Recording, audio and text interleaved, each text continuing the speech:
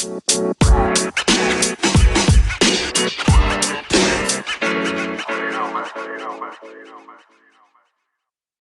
we get started, one more thing.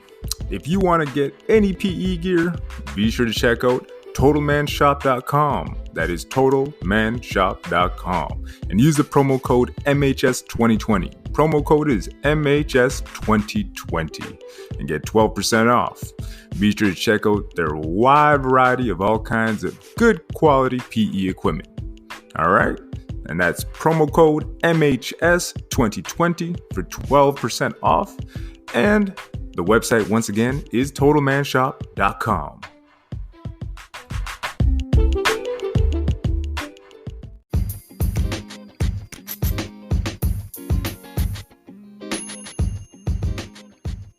Welcome to another episode here at the Masculine Health Solutions Podcast. I hope you guys are doing fantastic. And once again, I thank you for tuning in to another episode. And today we're going to get into what makes a relationship really work. And the best way to learn is by really reviewing people's situations, right? Because for me, I find it kind of difficult when I'm getting relationship advice from somebody that's never been in a relationship. I don't know about you, but it kind of irks me when, somebody without kids is telling me how to raise my own. And I'm like, well, that's all fine. And you got kids? Oh, you don't? But you want to tell me all about it.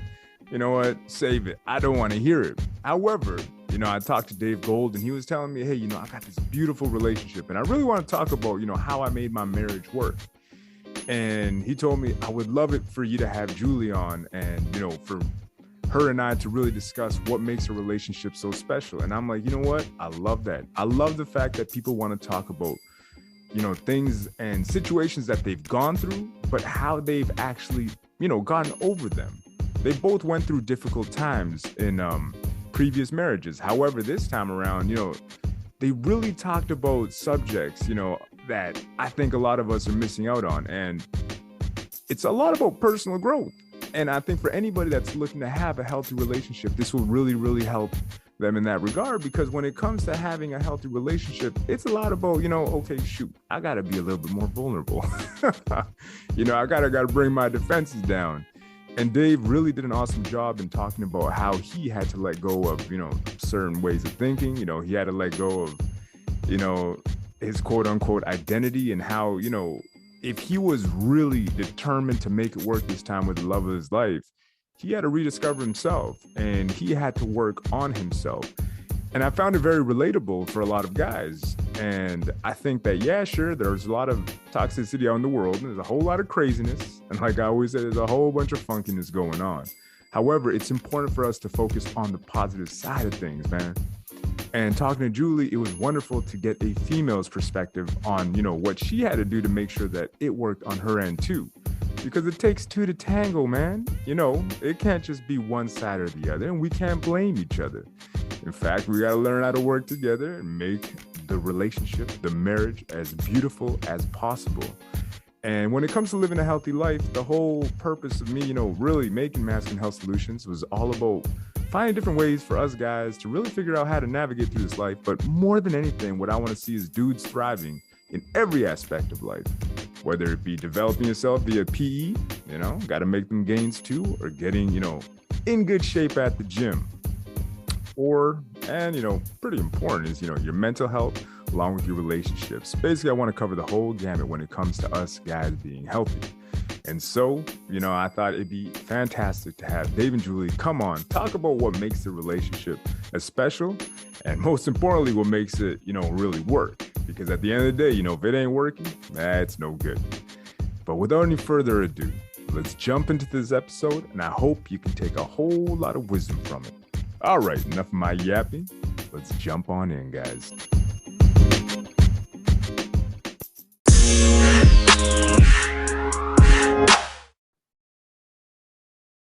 Welcome to another episode here at the Masculine Health Solutions Podcast, where I am joined by David Gold and his wife, Juli Reeves. I got to make sure I get the name right. If not, she will come over to Canada and beat me. So how are you guys doing today? That's great. And we're glad we don't have to come to Canada to beat you. We must here and be your friend. I'd like to come to Canada, but not for that reason. Oh, yeah, I know. But Thanks, Yeah, I Tim. got to make sure I get it right. Yeah. But definitely, you guys do have to come up here. It's beautiful now. I mean, it's not cold anymore, which is what scares most people away. Mhm. Summertime, it's gorgeous and definitely got to check it out. But the first thing that I want to address with you guys and what we want to talk about today is relationships. And more than anything, about how you guys basically got to know each other. Because I know Dave's story a little bit and he was going through a tough time. How did Julie come in to save the day? Oh, that's perfect. We once had a monk ask me how I happened to fall out of the universe for him. So you're on the right wavelength. And that's exactly what I did. I just fell out of the universe. Landed right there by David. Case closed then. All right. Well, on to We're done. I guess our work is done here, Conrad. yeah, that was pretty easy.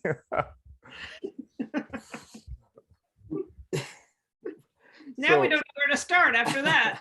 It was the abbot of a Trappist monastery in South Carolina, not far from us. And we laid eyes on Julie, and he'd known me for 10 or 12 years. And he said, "How did you happen to fall?" I thought, wow, you can't make that stuff up. I mean, I couldn't have fed him that. Really? But if we can get more into the third dimensional details of how she happened to appear, if that's where you'd like to start. Yeah. Okay. Go ahead. So both of us were coming out of our first marriages, which were, I've heard it described as disastrous, but at least would say were failed. And interestingly enough, I just mentioned this to someone. I was on a podcast yesterday that independent, without knowing the other even existed, and both of us being people of commitment with children and not wanting, feeling we needed to stay, that both of us independently made the whatever, just the prayer or the statement that we weren't going to live without love. Mm-hmm.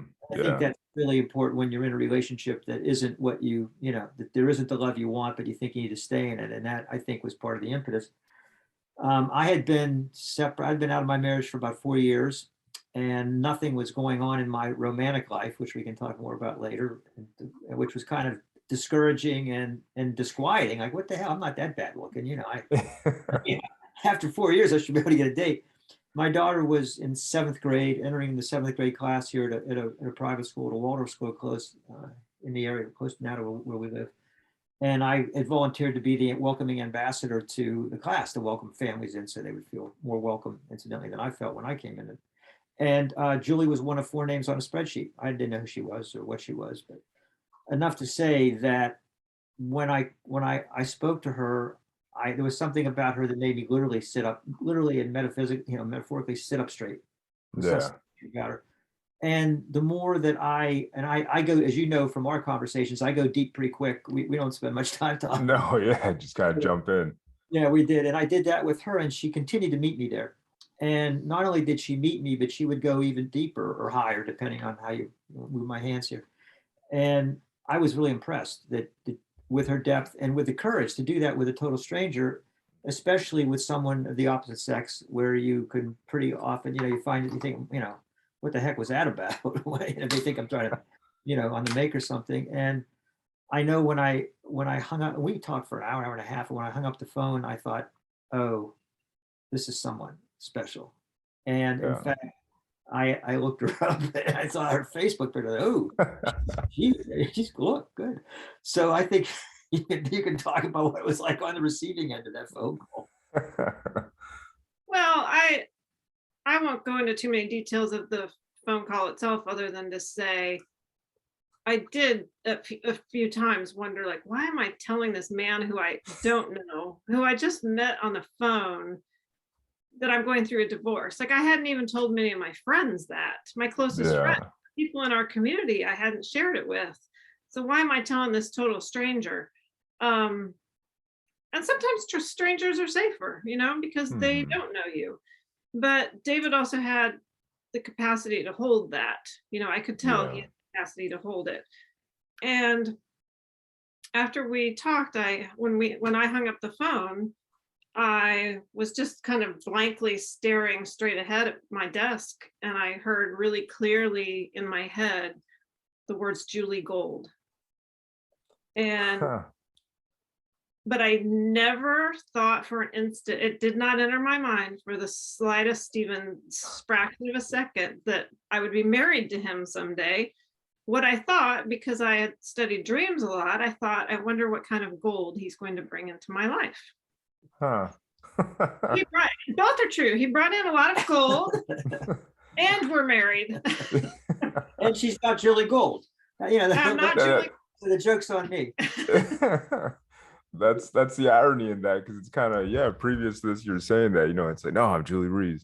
Yeah, you heard that. And what did you feel in that moment, outside of the fact that, hey, you know what, he's gonna bring gold in my life? Because, like, symbolically, what does gold represent in dreams? Well, I think, I took it quite literally. Like, our dreams tend to be very literal. In fact, our dreams also love to like play wordplay, and our dreams will even do puns. The lowest form of humor. Our dreams are not afraid of puns. But so I just took it really literal. His last name was Gold. I knew that. And so I just thought, gold, the precious metal, gold that has such value that for, centuries and centuries and maybe even thousands and thousands of years, it's been coveted. And it can bring all, it brings riches and wealth and abundance into people's lives. People want gold. So that's how I thought of it. Like, I wonder what kind of richness and abundance he's going to bring into my life. And really, he already had. That had already started, because we had this really rich and deep conversation that was the beginning of a precious relationship, to use some gold terminology. And interestingly enough, when we met in person, how long after that? A couple months, was it? Just a few weeks later, we met in person. Yeah, I get the timeline screwed up sometimes. And when we met each other, no chemistry. Zero. I know. I wanted to see your face. I set that up so I could watch the look on your face. There was nothing there. Now, keep in mind, David might have been 4 years out of his marriage, but I was only, at the time we first met, I was only out of my marriage for almost 3 months. Wow. So yeah, it's probably still. Yeah. And we were still living in the same house. We were in the process of moving to a different city in North Carolina where we live. So, it just wasn't on my radar at all. I was not thinking about the next relationship. I was thinking about the one I was trying to free myself from. I could imagine. I mean, that sounds like you're dealing with all these emotions, and all of a sudden you got, Dave Gold running in. Yeah. But. So yeah, my mind just didn't go there at all. I really thought at that time that I would finish raising my children, and only after they were graduated from high school and off onto their next adventures would I even consider a relationship. That's what I thought. Yeah. We can have all kinds of plans, right? But life will bring us what life wants to bring us, and we can say yes, or we can say yes easily and simply, or we can resist. We can be dragged. We can be dragged kicking and screaming into the love of our dreams. So interestingly enough, because both of us were mature and had kind of spiritual backgrounds and deep relationships, we settled into being spiritual, what we call spiritual friends. We developed a deep and authentic spiritual friendship, and we were content with that, and a lot of richness, a lot of gold that she brought in my life through who she was and what she could bring. And meanwhile, I continued my search for kept looking around the edges to see who might be coming in next. And then everything changed. What was that inciting incident where everything did kind of just make that change? David was on the board of directors of a group, the second spiritual teacher that he had followed for many years. And that group was dismantling. So he was in Denver for a board of directors meeting. I was here at home, and we would talk from the time that we first met until this point was 4 months later. Okay. So we had become friends. We would talk sometimes. By this time my family had moved. David was helping me with some, difficult issues that we were having with like our rental house, stuff like that. But, we didn't talk like every day. But we had kind of, our friendship had developed to where we talked more frequently than originally. And by this time, on that day, when he got on the airplane and flew to Denver, for whatever reason, we were like talking more, like, we were texting during the 4 hours of his flight. Like, I was sending emails and he was emailing me because we couldn't actually communicate, since his phone was on airplane mode. We, when he got there, we would we'd take every opportunity to get on the phone and talk to each other. He's in a board meeting and we're like he's like a child, he's like a teenager. Texting instead of paying attention to spreadsheets. The teachers think I'm paying attention to Blackboard, but I'm pretending like I'm looking over there while I'm texting or emailing.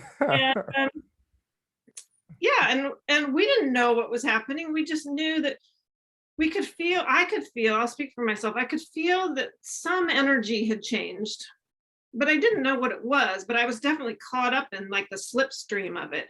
Yeah. And then the next day, more of the same, but even more intense. Like the energy was more intense. And by a certain point in the second day, I said to David, do you know what's going on here? And, we didn't, but something was going on. Yep. But we were starting to kind of suspect, I think, but we didn't really know. But by the end of that second day, we realized that what had been happening for those 2 days, and I'm going to just tell you my experience of it. I don't know what actually happened.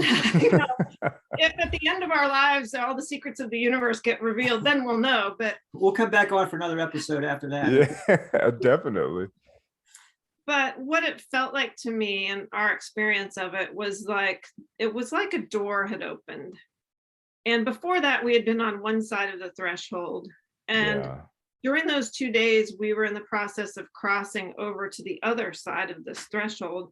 And on the other side of the threshold was our love, fully formed, eternal, ever present, unchangeable, and we just stepped into it. We walked into it. And that we knew the only thing left to be proven was that there was chemistry. Yeah, I was going to go back to that. We still didn't know, at some point. So he flew back on that night. So on the third day was the first time that we were in person since this whole shift had taken place. And we had joked like, what if there's no chemistry, but no, we had our first kiss and there was chemistry, and that, that's the end of that part of the story. I was going to say the rest is history.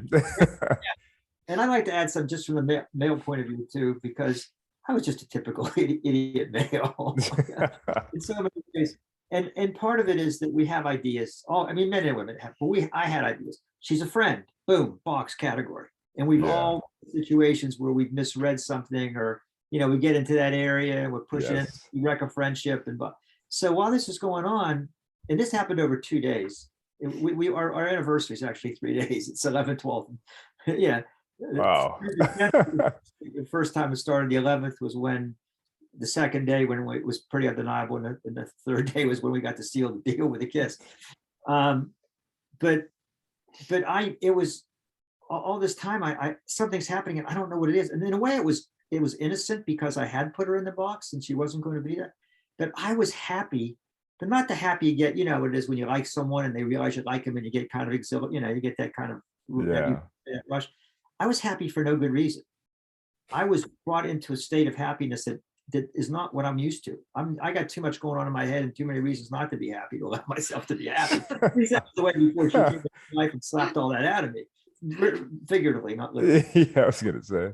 Yeah, but so part of it was those ideas were just supplanted. The love became, what was happening was so overwhelming and so unmistakable and so ecstatic. Mm. And then interestingly enough, and I'll throw this in for the guys too, because we're guys, for that period of time, my excitement and the obviousness, the truth of our love was squelching my fears of, oh, am I making a fool of myself or making a mess of a good friendship? But then once I was on the airplane flying back and I had 4 hours alone and the field was broken, then my mind started blah, blah, blah, blah, blah, blah, blah, Yeah. and started to get all the doubts and all that stuff in and started to, make up universes that didn't exist, that I was just making this whole thing up. And fortunately, Julie would have none of it and pulled me back out with her boldness and her, her love and just her directness. But when people hear our story, like, how can the place to start is just loosening up on these ideas. I didn't even know curly red hair existed. I didn't know this is going to be the woman of my dreams. I never imagined, and that it would be this way and that I would be loved for who I was and not for I spent 61 years or 62 years trying to become a man that could, somehow attract someone like Julie. And it's none of that. It's none of that. It's just so beautiful. And it was just so perfect. So that's there's no way to tell a short story of how we met. No.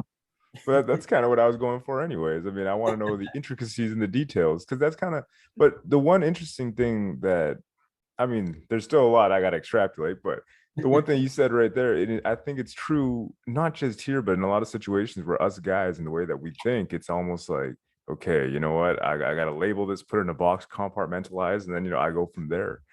And, for a lot of us, including myself, it's difficult for me not to look at the world that way. So in comes Julie, and all of a sudden it's like, you have just destroyed my compartmentalized, perfectly sectioned off, like layer design that I have, like my bookshelf. And it's like, now what do I do? And it's almost like now Julie comes in and helps you put things together again. And you're like, okay, well, this makes sense, And it's beautiful. Too, because I had this idea, like I said, that I was going to raise my kids alone. And, then after that, I would look at a relationship. So all of a sudden, my brain's being scrambled too. Like, okay, I can either stick to my rigid ideas about how things, how my plan, I had a plan, Yeah. I had a plan. Is nobody listening? Or I could surrender to what life was bringing me. Yeah. And even though it seems like that is an obvious choice, like if you've got the love of your, it's not even the love of he's not even the love of my life. He's just, it's a love unimaginable. That's what we call it. If life suddenly brings you a love unimaginable, you would think there would be no part of you that would want to say no to that. And yet that human side of us. I guess it's like, no, this is how it was supposed to be. I was going to do this, this, and this. And then I was going to look, open to a relationship. That side of you have to be willing to let your ideas, your compartmentalization, all of that go and receive what life is trying to bring you. And this is a huge thing for me. I think that this is some of the next stages that human beings are going to embark upon is getting rid of our ideas, surrendering our ideas, and accepting all the good that life wants to bring us.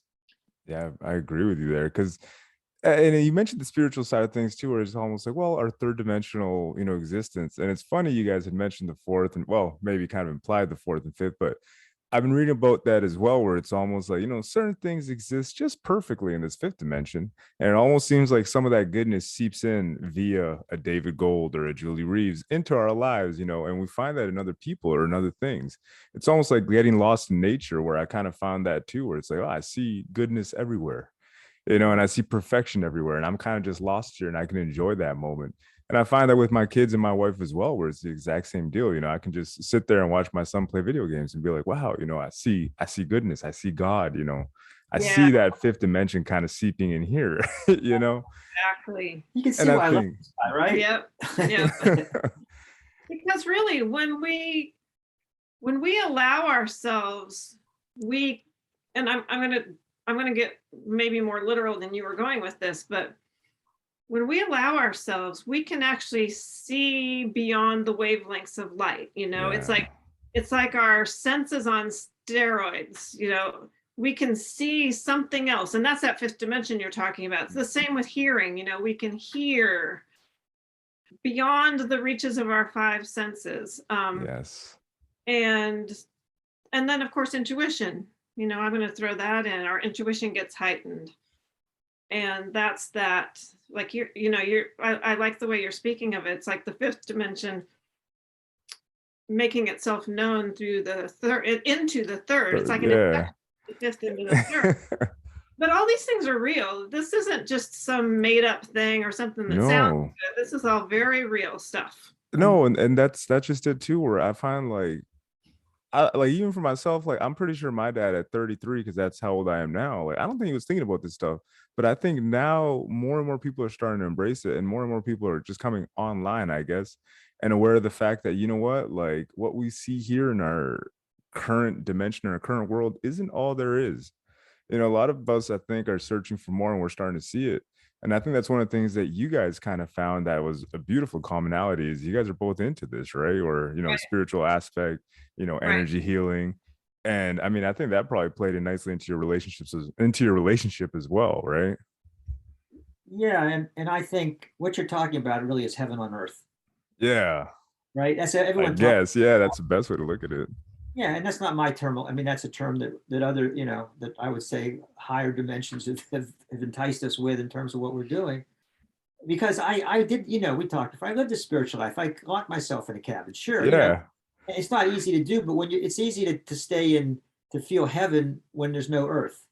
But then Yes. what the hell's the point of it? Why do we bother to come here? We already had it. We had the ass kicked out of it before we incarnated, right? Yep.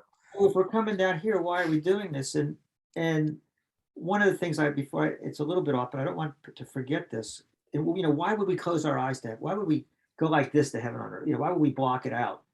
Because, and I know for my sake, what was really challenged more than anything by Julie was my identity. Ooh, that. Okay, so the guy's listening, thinking, "Oh, I'd love to have a. I want Julie. I want a Julie. I want a Julie." Okay, I don't blame you. I'm sorry, she's taken, but there's. But whatever, you don't realize that I couldn't hang on to the idea I had of Dave Gold and still accept heaven on earth. I was a tragic figure. Mm-hmm. I was an imperfect figure. I was an evolving figure. But I wasn't the guy that gets the girl. Yeah. So, at that time. Exactly. But and constantly I realized I had to let go, not just, I'm letting go of ideas. Yeah, okay. It's hard, but it doesn't sound as challenging or formidable. But for me, I had to let go of who I thought I was, and I still am, because they are. I think I might have said on the first one that my prayer was, when whatever stands in the way of me loving Julie more, I want it out of the picture. Yeah. I don't care what it is. And it was more and more my sense of self. And then paradoxically, and this, we can drop this all the time, I became more myself. Yeah. The more I really let go of these ideas of who I thought I was, and the more that I surrendered and accepted the dependency that I have.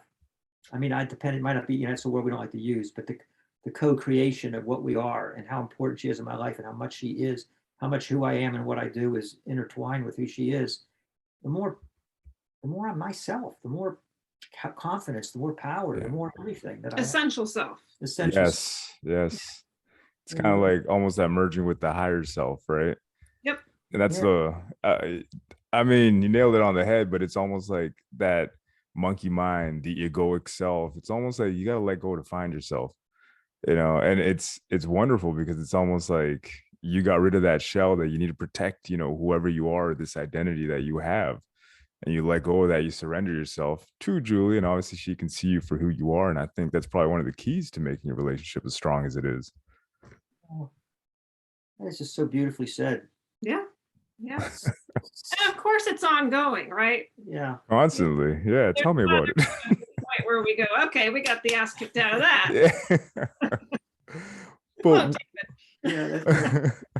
I've taught her to swear. She's really picking it up well. She picked up profanity as a second language. She used to put the G's on the end when I would swear words. It would sound so formal, but now she's really good.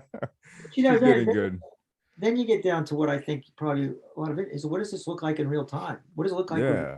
with real people? What works and what doesn't work? What deepens it? What gets in the way? And I think that's, we can go 100 different ways with that. Well, I mean, you open the door to this, and I'm usually the one that shouts this out. Like David's usually the one that paints it like, oh, it's a love unimaginable, and she fell out of the universe for me, and blah blah, and all of that is true, and we are, divine beings in human bodies, living a human life upon this physical earth. And we have all the qualities that human beings have. We all have them all. Yes. And that's part of the beauty of this journey, is that we argue, we disagree, we, get frustrated with each other. Sometimes, David goes scurrying off into his corner and mumbles to himself about, I don't know what he mumbles in his corner. That's why I mumble, so she doesn't. Yeah. But I know that it's along the lines of, sometimes it's along the lines of, it's like in those cartoons when they mumble, he's thinking, oh, what was I ever thinking? Why am I with her? I can tell you, I don't go into my corner. I'm a little bit more like right there with it, but I definitely think of the same thing sometimes. What was I thinking? How am I going to do this for the rest of my life? But there's never, ever a doubt in either one of our minds that this isn't eternal. Interesting. Like I was saying the other day that it's so foundational. Like our love is so foundational, and it's deep, deep. Like we can feel the eternality of it. We can feel that it can't be harmed by anything that we could do.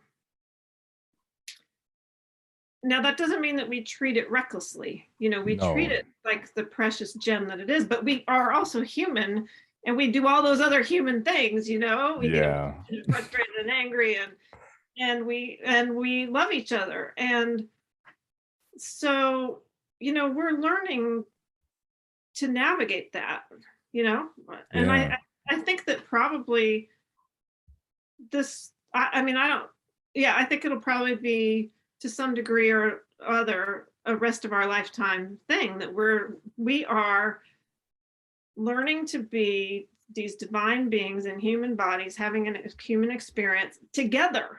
Yeah. And all that entails. It entails the whole big picture, the joy and the beauty and the love and the friendship. He's my best friend. Yeah. And the anger, incompatibility, apparent incompatibility, impatience, different habits that we have, all of that. We're all of it. 100%. Yeah. Because you have to have that combination. I mean, there's no way to escape it.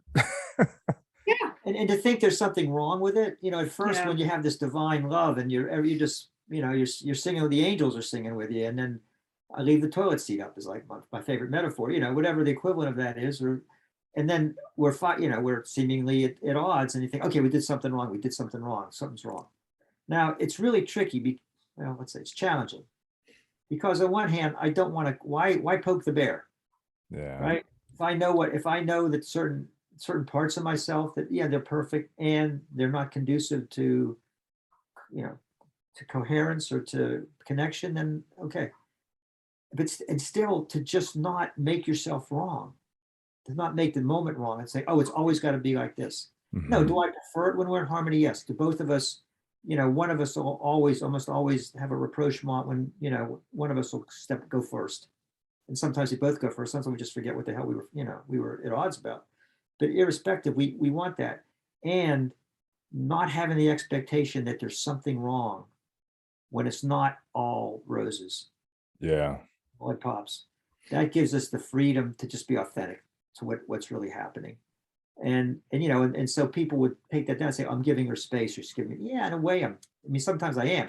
We're giving each other space, but it's much more than that. It's just allowing that moment to come out and go out and be whatever it is, and not question, even if my mind's questioning, how could she love me and say such a thing, you know, or whatever. Yeah. That question can go in my mind, but I know better. You know, there's never a time where I really start to think, I wonder if she's she's just, you know, pulled one over on Conrad over here. She's gonna get up with her mother and say, hey, you don't believe what that guy thought I said, you know. No, I know it's real. And there's a security to that. And it's a divine security. It's a security, it's a knowing. I think we talked about this when you and I talked. It's that capital K knowing, that you know something. In this case, I happen to know that I love her and she loves me, and that love is eternal. Is that one of the biggest, because I know you guys both came from, you know, a previous marriage, right? But what is the biggest thing that you can say, you know what, this is the biggest difference that I have made, or the biggest difference in who I am going into this relationship? It's a great question. That is a great question. You know, and it's easy for me to just kind of piggyback off the last thing that David said, and it feels important, but it is important. For me, a big thing that I have with David and our relationship is security. And by security, I mean what I was just describing, that I know beyond the shadow of a doubt. Like, I know with every fiber of my being that he loves me, and that our love is so foundational that it allows all these parts of me to come out that, you know, for all the rest of my life before David, you know, I was like, oh no, I can't let somebody see that part because they won't love me if they see that part. Oh, I can't let this part out because that'll be too scary. It allows all of that to come out, and I know that it's okay. It's safe. Yeah. It's safe. And you know, safety and security are a basic human need. And we all need to feel that way. And so that's no small thing that and then it allows so much growth, personal growth, without even trying. Yeah. So many of David's and so much of what we were trying to get free of in our past lives through spirituality, you know, through a spiritual quest, was we just thought, well, when I become more spiritually evolved, then I won't have, you know, fill in the blank. But, you know, that's not how it works. It's just not how it works. And but that security and that foundation has allowed so many of those qualities to just effortlessly come to equilibrium within ourselves. Well, we didn't do anything. They either fell away effortlessly, or they just found some kind of homeostasis. Interesting. And I'd play off on that, and thinking again about our audience, guys like us. One of the first things that happened with Juli, I noticed, and she was really, I don't know, I think what the righteous, it's the best word I could use for this. I wanted to bring all my resume points out. Hey, I was a trial lawyer. Oh yeah, look at my website. I had $10 million verdict. You know, I wrote this spiritual book. I got, and I'm building my resume up all the time. And this is who I am. She wouldn't tell me anything. She wouldn't give. She called him. She said, "I'm not getting." I don't know if she said it before, after, during, but she wasn't going to give me resume points. Okay, she didn't care. She didn't want me to have an image of her, and which he would have formed, by the way. Oh yeah, Conrad. Yeah. Oh yeah. Nice little box. Oh, she's either got this good thing or she's lacking here. I could brag about it. So, but then everybody listen. I think almost everybody listening is trying to build their resume up, their internal resume of who I will be to be lovable, attractive, right? And then to answer your question, the biggest difference now is I don't Yeah, do I like to come out and crow and say, "Oh, I did a great job. You should see this. Here's the check." Of course, I'm a guy. I'm still the dung heap. I'm going to do that, sure. But in terms of it actually sticking, and she'll kid me about it. She's not crazy about it when I do it. But I don't feel I need to be anybody inside. I've stopped trying to be someone to win a love of another human being. I still do it. I mean, it's deep. I want to speak, in full honesty. I still can't. It's who I am, and I'll probably go that way. But fundamentally, who I am, how I live my life, how I view what I do, those are like an old habit. Yeah. That I don't have to be. I don't have to try to be anyone other than myself. And I'll tell you, when that happens, you don't know what the hell to do with yourself. We're like the Spaniard at the end of The Princess Bride, who's been in a revenge bit. The six-figure man's killed. It's like, what do I do now? What you mean? I don't have to become someone better? I don't have to become someone more impressive? What it really, that's what I mean about the identity going. Yes. You have to wonder, who the hell would I be if I wasn't working that project? And it turns out you'd be happy. but at first it's very scary. Well, that's kind of the irony in it all, is that I think not just you, but and male or female, it seems like a lot of us are just kind of on this never-ending quest of like, and I get it, self-improvement is very important, right? And obviously developing skills. But even for myself or anybody, it's kind of like, okay, so you've reached that goal. Now what? And it's almost like, well, on to the next goal. And then got to make my resume look better and juicier, this, that, and the other. But it's almost like, I think we have to learn to enjoy the journey. And that's where the difference is made between a happy life and somebody that's just on a never ending cycle of like, on to the next hit. And it's like, you're not going to be satisfied. Satisfaction is kind of just waking up every day and enjoying the day for what it is. And it's kind of like, if you have each other, and that's what I find in my family too, it's like, hey, you know what? This is a beautiful day. What are we doing? We're going outside for a walk.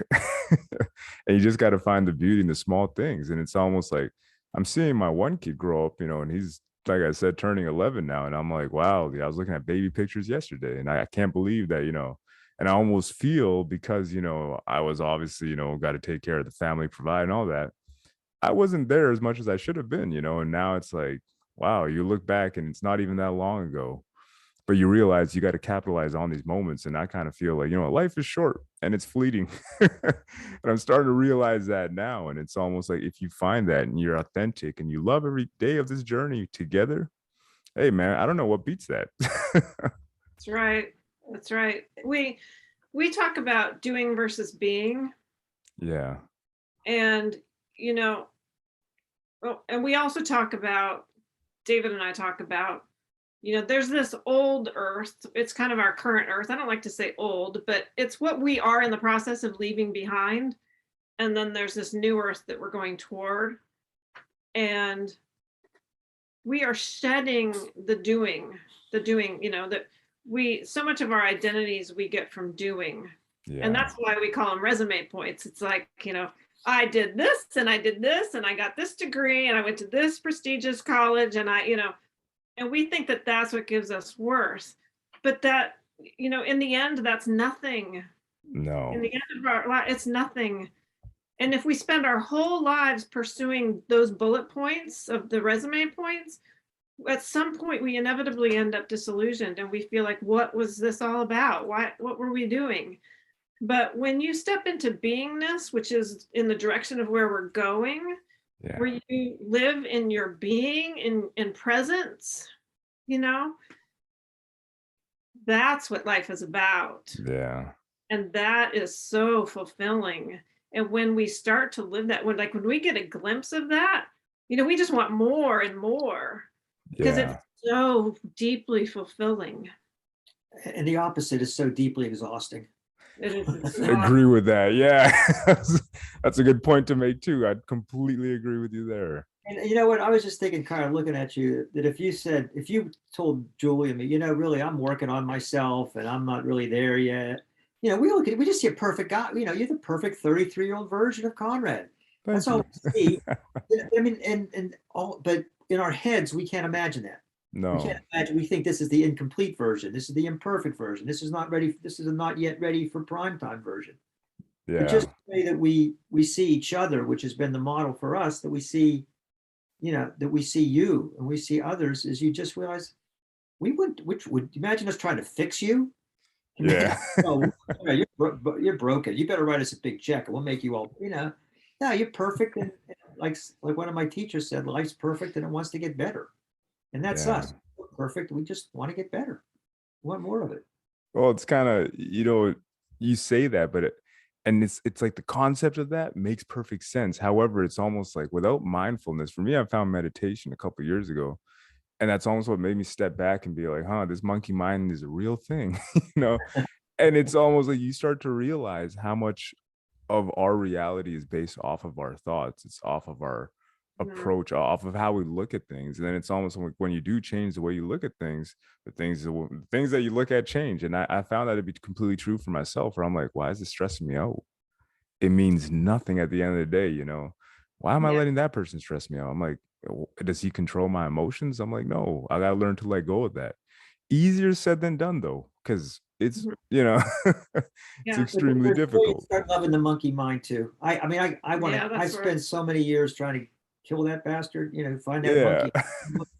And yeah, does it make me, yeah, but it's what I am. It's who what I am. Yeah. there's And an interesting thing when you can, the more and more you step into beingness or presence, the monkey mind will still be doing its monkey chatter, but it's like it's the witness state, it's Yeah. like it's in the background and it doesn't really have any effect on you. But so we're not trying to rid ourselves of the monkey mind, because that's all part of us too. That's all part of the human experience too. Yeah. It's more just learning to embrace it and accept it and love it and just let it do its thing. But you'll as we come more and more into beingness, you'll see that it just doesn't interfere anymore. It's like, oh, there it is, just chattering away. there's something that interesting. You talk about meditation because I was a lifelong meditator and did some pretty intensive stuff. And when I met Julie, when our love was revealed, then I couldn't meditate, and I realized I didn't want to meditate. And meditating was like taking me back to some old idea that I needed to escape to a different state, or I needed to touch base with this to be my better self, and it just didn't make sense anymore. And then here's why you don't want to make a religion out of anything, especially anything, is that because then a few years later, I found myself wanting to meditate again. Now, Yeah. because it was just time, but so good, bad, it doesn't matter. But now, I wouldn't when brought this on, is I think that it used to be at night I would sit for like 3 or 4 minutes before I came to bed and organize my thought. I don't want to wait 3 or 4 minutes to crawl into bed with Julie anymore. I just want to crawl into bed with her, and the hell with the bed. It's something I have to Yeah. do. But it's like I trust myself enough, and this is what we don't. We don't trust ourselves enough. It's largely because of that monkey mind and our crazy emotions.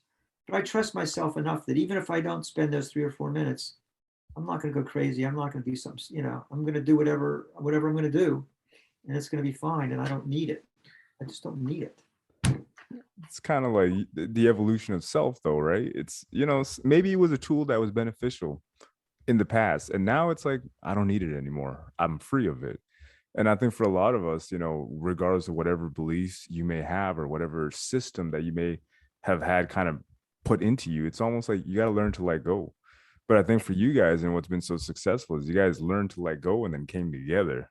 Where I think a lot of relationships don't do that, where it's almost like I don't want to let go. And it's almost like defenses are up and they just throw at each other, and it's like it's all your fault.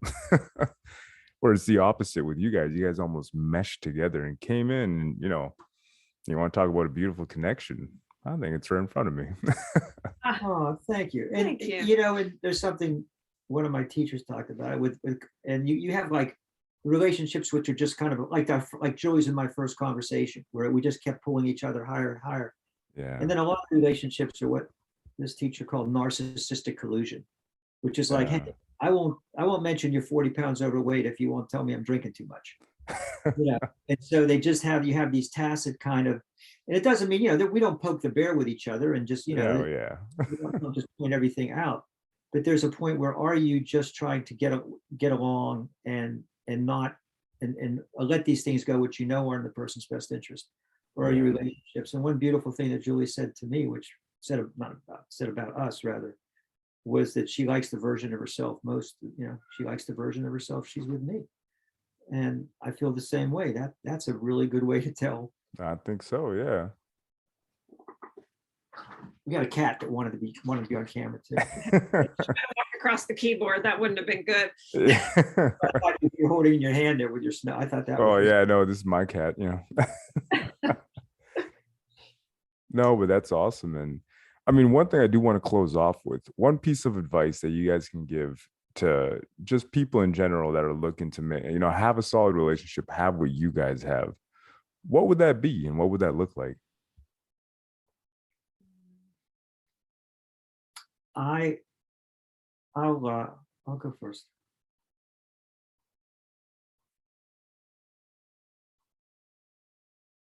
I mean, I was going to say one thing. I'll have to give two because I do want to do the first one. No, you gotta stick to one. No, yours. I'll do two. She'll do none. That's all. Don't worry, you'll get resume points for it. You can do two. I'll press her. For me, it's really about the vulnerability. I don't know how else to say it.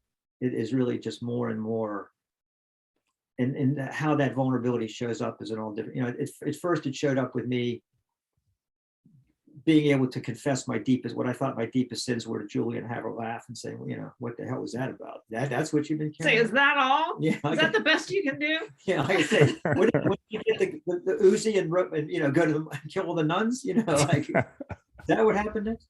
But the vulnerability is just, it's the constant challenge and it's a constant opportunity. And I think that is the greater, and the love makes you want to be, it's like my prayer, Yeah. I want to be more vulnerable. And on a more practical, I guess the more practical level, which I was going before, is that one of the bits of divine guidance we got when we brought together was that we have a channel between us. And if there's a speck in the channel, you got to get the speck out before you can go forward.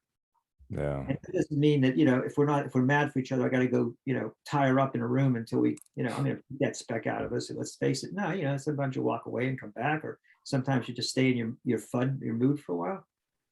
But I know that without resonance between the two of us, and so eventually, sooner or later, it's that recognizing the purity of that channel, and that's where the narcissistic illusion goes the other way. It's no, I've clogged it up. Okay, now you're allowed to clog it up. We'll just keep clogging it up till there's no channel anymore. We're just roommates. Yeah. Not us. I mean, people can go that route. So I would say the vulnerability is a big piece, but just keeping that channel clear and having the guts and the insight and the presence and the love to appropriately in the right time in the right way keep that channel as clear as you can. Interesting. And I'll just, this isn't mine. I'm just going to comment one thing on his. She still gets another. Yeah, I still get mine. We also learned very early on that it takes no time to move out of a space of conflict. And I think this is a really important thing that a lot of couples do wrong, and in all kinds of relationships, not just romantic ones. But, you know, somebody gets upset about something, and then there's conflict, or there's at least a break in the connection, right? And then we have these ideas that we have to go through certain steps to resolve it. And those steps are going to be different for every relationship, you know, but whether it's, you know, just we hang on to it. We can hang on to however we feel that we were slighted or, you know, Yeah. or whatever. And then we think that, like, we have to make amends in some kind of way where there's steps involved and it takes time.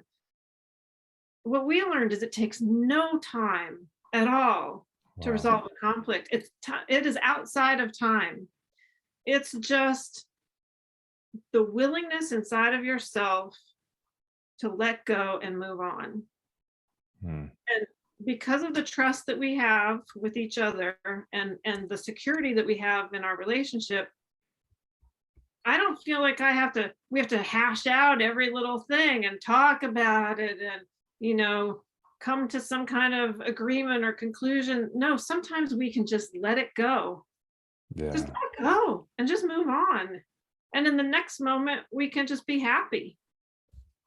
No, and Yeah, I was going to say quickly, you know, but there's so many times when there's been a tiff or whatever, and I go back in and I find myself bracing for, and then it's not there anymore. but my bracing for it is inviting the old stuff back in. And it takes no time at all to just go back to the baseline of our love. You still got one going. You still got one coming. Yeah. Okay. So mine may not be exactly what you were asking, and it may not be satisfying to people, but David and I, there was a time a few years ago when we would have loved if we could have spent our days helping people find a relationship like ours. Yeah. But we realized we can't do that. Everyone has their own destiny, and maybe not everyone has in their destiny to have a great love in this lifetime. Maybe people have, there are plenty of people that have other things that they're here to do. And that's fine. There's no judgment, nothing wrong with that. What I find myself saying more and more to people is find in your own life whatever your version of our love is in our lives, because it's there somewhere, and if it's not there yet, if you look around and it's not there yet, open yourself to it and allow life to bring you whatever your version of our relationship is to us. Because I guarantee every life has something spectacular that's either in it or just wants to come. No, I love that. And that's probably the best way to close it off, in that you got to live in that realm of existence too, because I feel like a lot of people sometimes close themselves off. And I think it makes perfect sense, because it's almost like you said too, I had these plans. I was going to do X, Y, Z. And I mean, we all make plans and then God laughs. I've heard that expression and I laugh because it's true. It almost seems like sometimes there's something bigger than us that just, hey, you know what? No, you're going to meet Dave and, you're going to have a spectacular life, whether you like it or not. Yeah. And from our vantage point, we see it as I don't want to be with it. I have and it's almost like, no, you got to let go. And going back to Dave's, point that he made about vulnerability too, it's almost like, and then you got to be, okay, fine, I'll let this person in, and I guess I got to expose myself to them, and it's almost like just this convergence of people coming together and saying, all right, you know what, let's make it work and let's be happy with each other, and then just work on that every single day. And every circumstance, it doesn't have to be anything dramatic. It's just little times when you put yourself out there a little bit without trespassing, and you shower your love upon strangers. And then you start, that becomes your way of life. And if you do it for no good reason other than the fact, and it's just a beautiful way to live. And of course, foundation, anyway, I don't want to say it because she had the perfect line. I don't want to step on it. I can't follow it. I'm going to tell you how much we really enjoy being, just what a pleasure you are, and how lucky everyone is who's listening to this to have you, and have a guy with this, strong masculine understanding, but also this beautiful heart as well. So you're a gem and a gift to everyone who gets the pleasure of being in your world.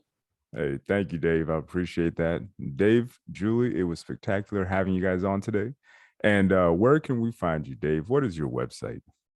It's Dave Gold, DaveGold. Julie always reminds me to slow down when I say it, because my northern roots start to come out. It's Dave Gold, and they can reach me at Dave, D-A-V-E, at davegold.com, or if they want to talk with Julie, it's Julie, no E, J-U-L-I, at davegold.com. Perfect.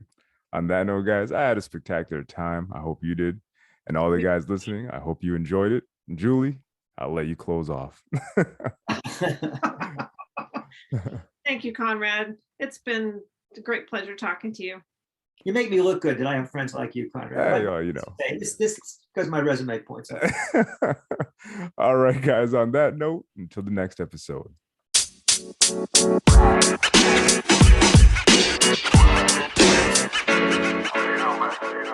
know, man.